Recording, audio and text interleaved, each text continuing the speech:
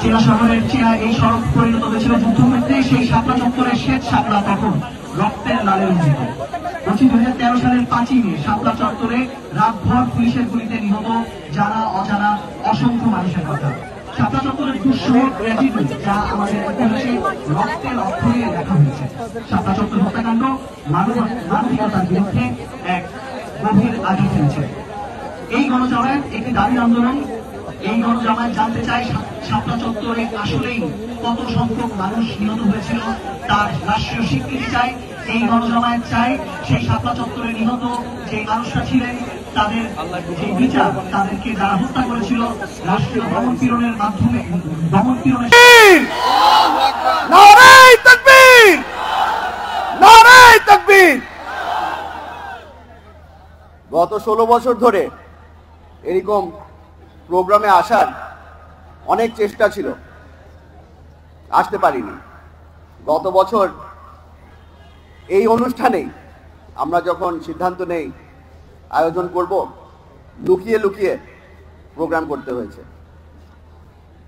আপনারা জানেন 16 বছর ধরে আমরা বারবার করে একটা কথা শুনে আসছি, গুম খুন আর মামলা শেখ হাসিনার প্রিয় জিনিস। আমার পরিবারের আমার বাবা খুনের শিকার, আমি নিজে গুমের শিকার, আমার মা মামলার শিকার। হয়তো এখানে অনেকেই আছেন আপনারা যাদের পারিবারিক অবস্থা প্রায় একই। আপনাদের সকলকে ধন্যবাদ জানাতে চাই, আপনারা আমাদের পাশে দাঁড়িয়েছিলেন। আমার মতো যেই পরিবারগুলার প্রায় ধ্বংস হয়ে যাওয়ার পর্যায়ে চলে এসেছিল, আপনারা সাহায্য করেছেন, পাশে দাঁড়িয়েছেন, আশ্রয় দিয়েছেন। আপনাদের কারণে আজকে আমরা এই মঞ্চে দাঁড়াতে পেরেছি। হয়তো আপনাদের সামনে যে কথাটা বলতে যাচ্ছি আপনারা অনেকবার শুনেছেন, স্বজন হারানোর ব্যথা আমার থেকে বেশি আর কে বোঝে।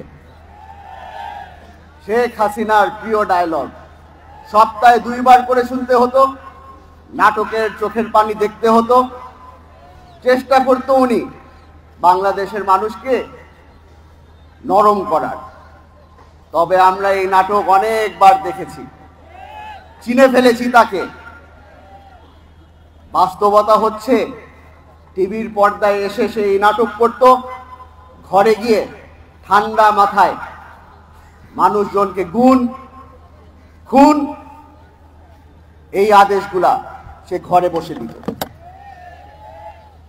আপনারা আজকে এখানে এসেছেন কারণ আপনারা জানতে চান যে আগামীর বাংলাদেশ কিরকম হবে। আগামীর বাংলাদেশে আমরা যা দেখতে পাচ্ছি, সামনে কিছু বিপদ আছে। আমাদের পাশের দেশ আপনারা দেখেছেন বারবার করে বলে অবৈধভাবে কিছু বাংলাদেশিরা ভারতে ঢুকে পড়েছে, তাদেরকে ভারত থেকে বের করে যেতে হবে।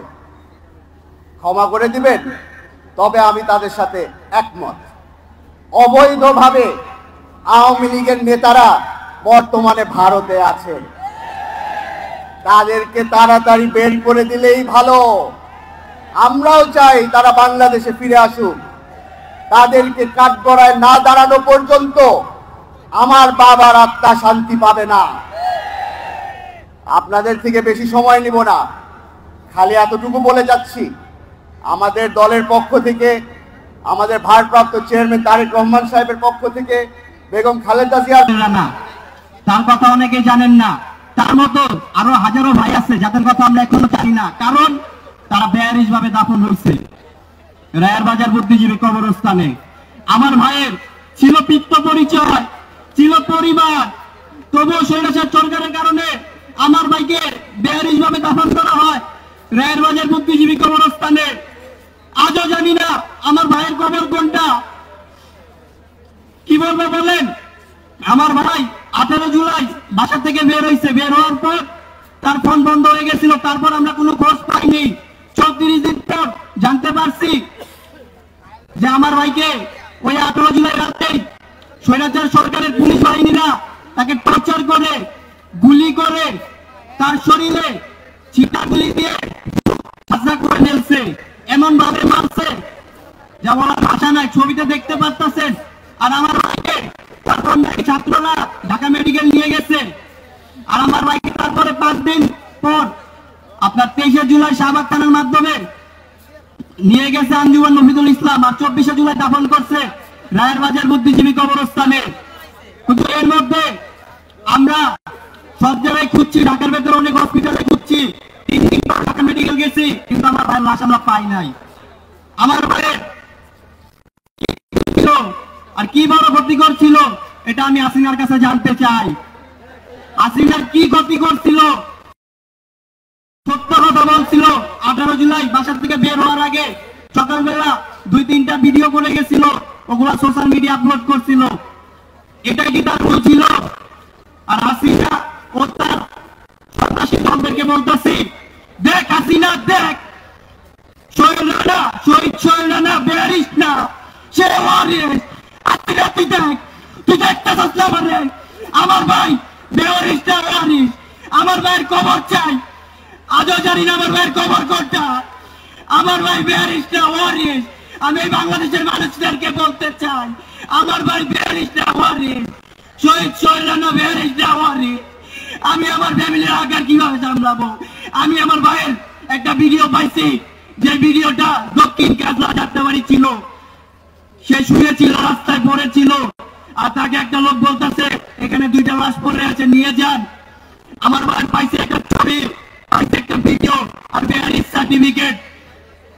আরেকটা কথা বলতে চাই, র্যাবের, পুলিশের তাদের চেহারার দিকে তাকালে ভিতরে যাদের ড্রেস কোড, আজকের এই সমাবেশ থেকে আমি দাবি করতে চাই, পিলখানার পরে আপনারা বিডিআরের তাদের ড্রেস কোড পরিবর্তন করেছেন।